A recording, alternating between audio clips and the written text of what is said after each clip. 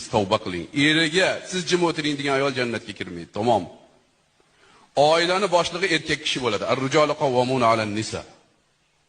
Tamom, musulmonning uyida er bormi? Xotin ko'p pul topsa ham baribir er boshliq bo'ladi. Tamom. Buni muhokama qilinmaydi. Adang bilsin, adangdan so'ragan degan ayol jannati ayol. Adangdan so'ra desa jannat. Adang bilmasin, adang nimani biladi desa do'zax ayol voy. Mana buni qizlarga tushuntirib uzatinglar. Eriga bidir astag'firulloh. Ayol kishi eriga bunday men tasavvur qila olmayman, ko'zini bunday qarashini. Astag'firulloh. Bu qizlarga aytinglar, "Voy, eringga sekin gapirsan, qiz bolasan. Ertaga birovning oldiga bor." Buni qilinglar qaynatalar. Keyin erning haqqi bizni Hanafiy mazhabda. Erning haqqi otanikidan baland turadi. Mana men qizimni uzatdimmi? Mahrini berdimmi? Bo'ldi, eri, bo'ldi. Meni 15 kunda kelib ko'radi, tamom. Uni tasarrufi erida bo'ladi. Aralashavermang.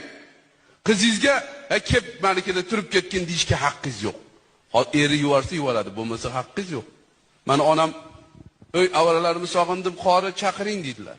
Shundachi qizingizga telefon qilmang, eshitib olinglar qaynatalar.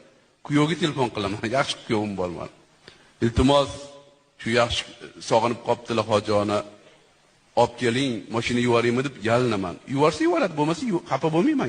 Vaqti yo'q bo'lsa keyin olib